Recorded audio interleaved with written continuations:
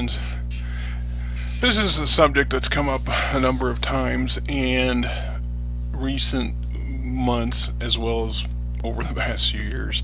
There's a concept of what is solo play and how do we conduct things, or how can we make this work so there's not a whole lot of chart systems or existing material out there game wise that's designed for this. Now, bear with me. I get confused sometimes when I hear somebody talk about solo play, and it's either one of two things.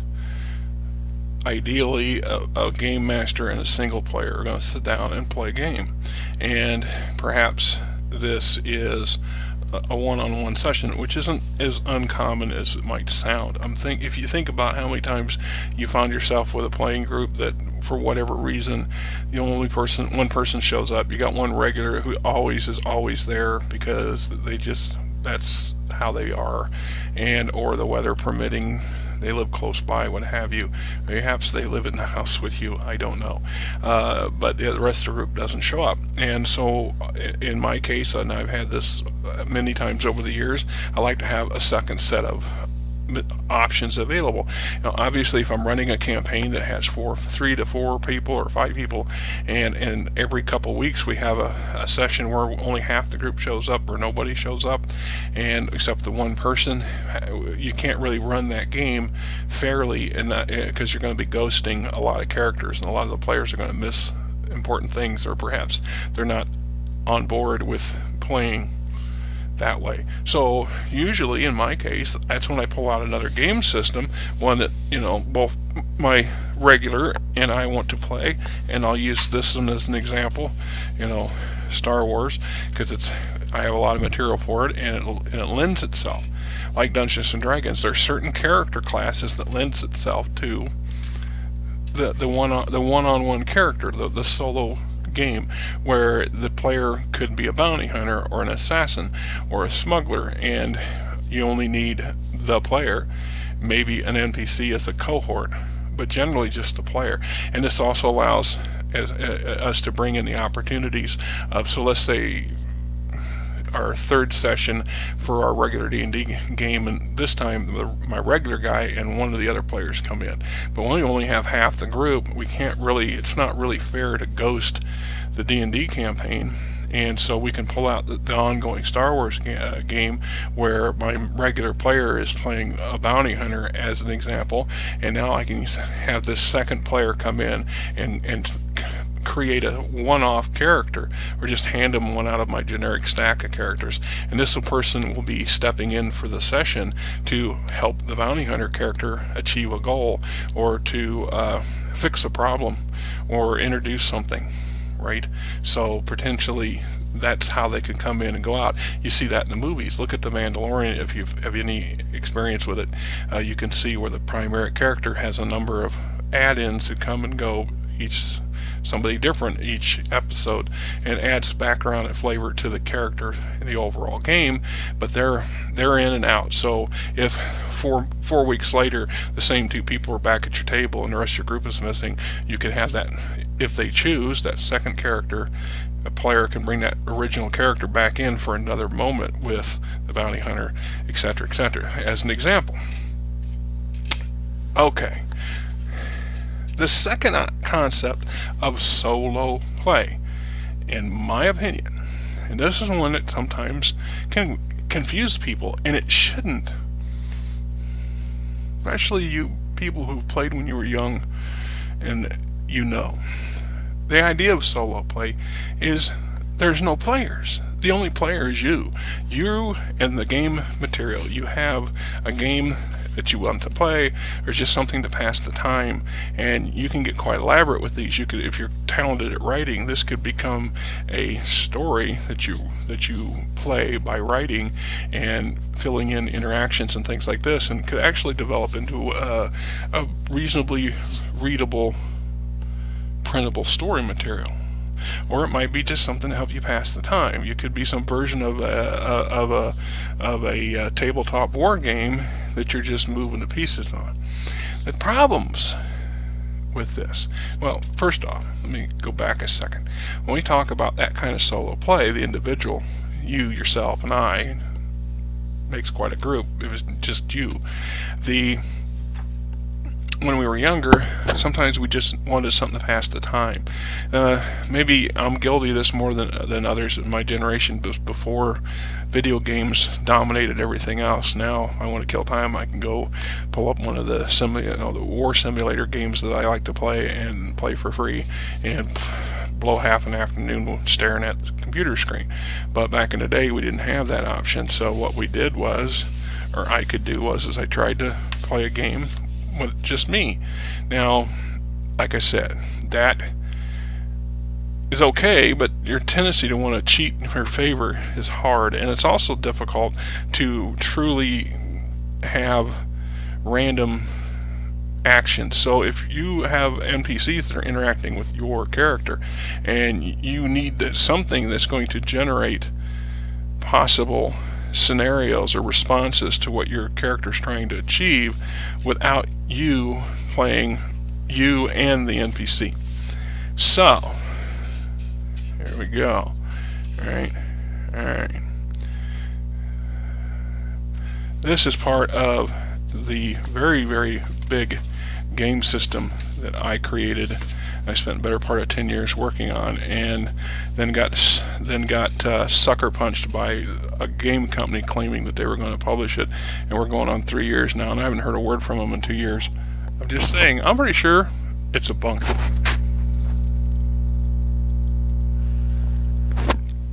So at some point down the road, I will digitize this whole damn thing, publish it by myself, even if I gotta publish it for free, and give away PDF versions of it, because that's the sort of thing we got. Now, I've lowered my screen, or my overhead screen, down about as far as it can go, and I don't know, to me the screen looks kind of blurry, so it's hard to read, and I apologize for that. So this is negotiation. Negotiation means by which a House Lord may achieve goals through inducing or gaining the cooperation of NPC organizations or personalities. A House Lord negotiates with a guild representative, fringe leader, excuse me, or a visiting personality. House Minister might negotiate with a passing ship captain in order to buy more manufacturing materials from the ship that is known to be carrying, or a 007, i.e. a spy, might negotiate with a flunky employed by a cult leader in order to bribe the individual into giving up a coded passkey. A sub-minister might negotiate with a platinum over what to build and when. The negotiations are a valuable tool for getting things done. And then I have some additional stuff for my game. The whole concept between this particular game system, which is working title is Interstellar Frontiers, is that the entire game is set up so you can play it by yourself. This is a paper version of a video game, and it's quite extensive. Can do a huge amount of things with it, and you're only limited by your ambition and your time, because I will grant you that this can chew up a lot of time doing paperwork, and if you're not into that sort of thing, you will not like it. But I have an example, so I got a quick negotiation. I got Lord Darvis and all of his basic stats and his event modifiers for the situation, and then I have Representative Manning and his basics, and so the two of them together are going to negotiate for something, but we're not going to get into that because that's for this particular game system and not fitting for any game. But the negotiation concept rules that I came up with can be applied pretty much to any solo game system. So if I have a smuggler in Star Wars and I want to negotiate with a customs official to avoid getting my ship impounded, I'm going to engage in a negotiation. So some of the things, there's some basics in here. So here we have the NPC negotiation chart. It's a D100 system, and there are modifiers high and low, plus the additional of temporary modifier listed to add a modifier to the negotiation base for the rest of the event. which allows me to get an action and reaction from the individual. See if I can find. And then I got another set of mechanics for investigation, so I want to find out something, I want to get information on something. I also have one for interrogations, if I'm going to try to get something out of somebody, interrogations. I also have one for fear, so if I got a situation where I'm trying to intimidate somebody, or somebody's trying to intimidate my NPC, my character, I can go and deal with it. So where are...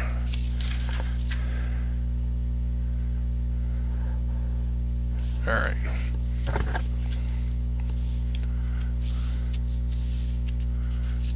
And there I have one for modifying for combat. So I can conduct a combat scenario and actually have the NPC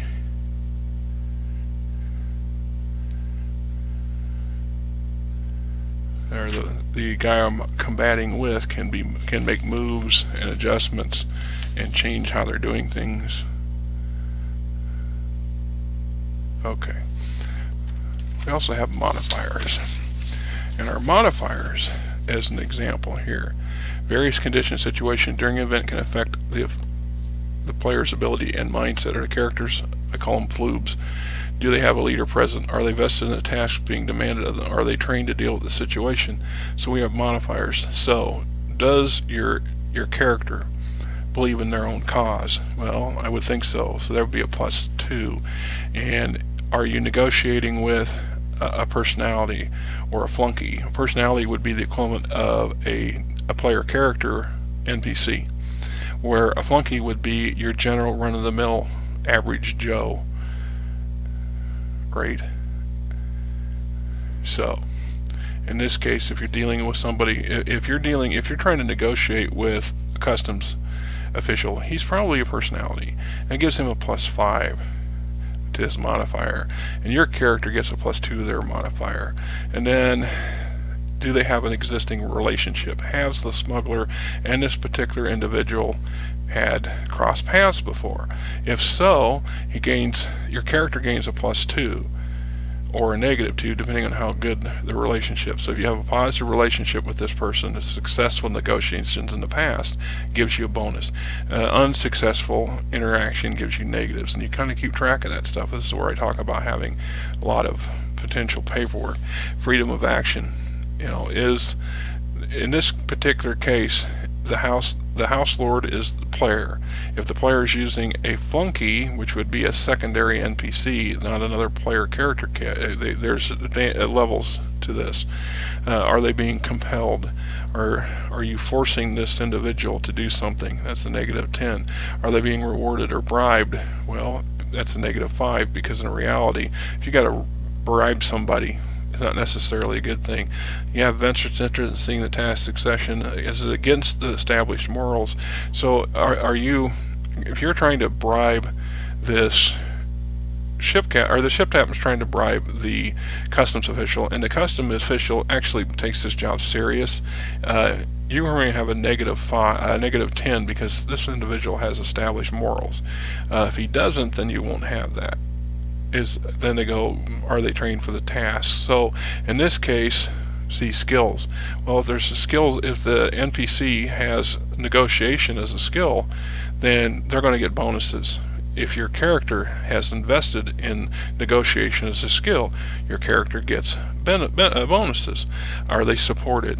So if it's your character and your NPC co-pilot against the single customs official, you get an advantage.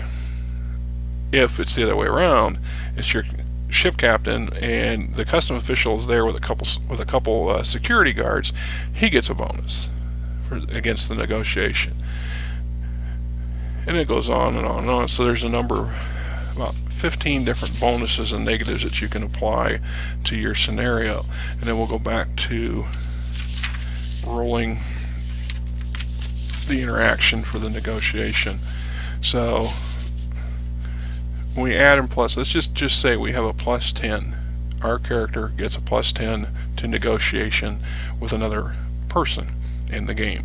And we're going to roll a D100 and or a pair of D10s, however you like to brush your stuff out. We'll see what I can come up with. See, that's a D30 there. D20. I'll just use a tried and true in Paradise. Very 10s there. The old school. Probably some of my oldest dice sitting there. Which box set that came out of. So I'm going to negotiate. The red is 10 and the blues are 1s. And I'm going to roll a 7 and a 4 is 74. And 74 there, and I start out with an additional 10, so now I have 84. And I'm looking up on my 84, the NPC accepts and asks if there's anything else. So my captain, myself playing a solo smuggler, talks to the NPC customs official and implies I wanted to help out his favorite charity, in hopes that he'll find himself a little too busy to inspect my ship. And I rolled a 74 and I add 10 to my boast, so I got an 84. And my 84 here says NPC accepts and then asks if there's anything else. So I get a plus 15 to my next roll. And if I say, sure, you know, I'm going to be here for a couple of days, you think it'd be alright if I just leave my ship parked over here, and it's not going to be invalid, you know, in some no parking zone, and I'm going to take and roll to see if this customs official is going to agree with me. And I roll, well, I rolled a 7 and I rolled an 8, so that's 78. And I had an original 10, and it said from the previous success I had another 15. So now I have 25. So I have 100 plus. And at this point, 95 to 100, the NPC agree and fixates on the proposal. So if I try to make a third proposal, he's so obsessed with, oh, this is great. You know what? I'll only park over here. You know, I'll make sure nobody messes with it. We'll throw a bag over that no parking sign over there. How's that? And if I try to push for a third thing, I now have a negative 20, and it accumulates. So not only do I have a negative 20, which the original 25, I had 10 plus 15 from the first roll. That 15 went away. It's replaced by a negative 20. So I have a plus 10 minus 20. It gives me a minus 10 to my next attempt at a roll. And then according to this, you know, in addition to the temporary modifier listed, add this additional modifier to the negotiation base for the rest of the event. I have a permanent negative 20 no matter what else comes up. So if I try to ask for a third thing, I'm already rolling a dice with a negative 10 as opposed to a plus 10 plus. And then whatever it clears up, the negative 20 stays with me through the rest of this particular negotiation, because at some point you're going to accumulate enough of negatives to get this person to be done having a negotiation with you. So you can keep, it's kind of a built-in system I come up with to make sure that you don't continue to and get things you really don't need. The idea of a negotiation is for one or two things to be successful. So if you know, if you were running in, if I'm smuggling and I get pulled, I get caught by somebody, I can try to make a deal with them or avoid a situation with them, but I can only push it so far and go for so much. Otherwise, you might as well just not negotiate at all. Just give yourself what you want. This little set of mechanics allows me to actually have a solo game by myself and have my NPCs have a say in how things are run and done. So in this case, I'll read down the line. At the lowest setting is the NPC is against it with a permanent negative 25, in addition to another -25. NPC becomes annoyed. NPC seems bored with the offer, shows hesitation, seems uncertain, stalls and holds out for a better offer, indicates they are looking for more, shows interest but plays it down, finds it agreeable, is pleased with the offer, accepts and asks is there anything else they can do, immediately agrees to the offer, and the final one agrees and then fixates on the proposal. So in purpose, that you got exactly what you wanted, and they're so enthused about helping you out. They're not conducive to listening to you talk about another, yet another order or another offer or another thing, right? So like I said, we got mechanics for negotiations, which we just did. Again, investigation modifiers versus NPCs. Here's the example: number of cycles since the event, number of turns since the event occurred. Does the investigator work for the house? In this case, is hired or freelancer? Is supported by an immediate team? Is working on a house control planet? Is the NPC unaware of the investigation? NPC is aware of the investigation. NPC has no support of their own. NPC is a member of a small organization. NPC is a member of a medium organization. NPC is a member of a large organization. So the more support they have, the bigger the negatives are for your player character to achieve an investigation role on somebody, trying to find out information or to track them down, or to, the list is pretty much open to what you need to figure out, and other items in there. So like I said, there are a few books out there that have multitudes of charts in them for this kind of thing, but there's not very many, and you can create your own pretty easily, which is easy to say, because I've heard 100 people talk about wanting to make a game and create a game and come up with a game, and they have a little kernel of an idea, but actually making that kernel into something that's going to be core book worthy is a big animal, and sometimes it takes effort. You have to have an idea where to start from. So we're not, in this case, if I want to have encounters, I have a system of D100 charts for encounters, and I will create run-ins. So if I have a bar scenario, I could potentially start with 15 possible encounters or people that my smuggler might run into in the local canteen, and they don't have to be more than a line or two, half a paragraph, just to get you started. Some of them will be characters you'll ignore. For instance, somebody bumps your arm and spills your drink. Okay, what do you do? Nothing? Fine. You don't have to do anything, and proceed from there. You recognize another smuggler who had a reputation of having fallen on some hard times. Do you want to talk to him? Maybe get some information from him.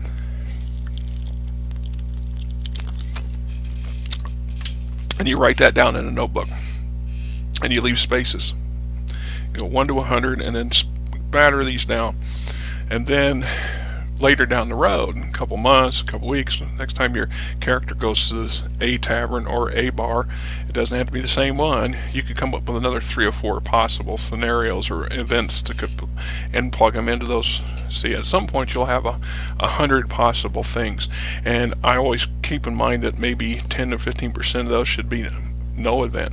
So I will have had 5 to 10 entries along that 100 that say nothing occurs. You enter the bar and you go to the bar, you get a drink, nothing.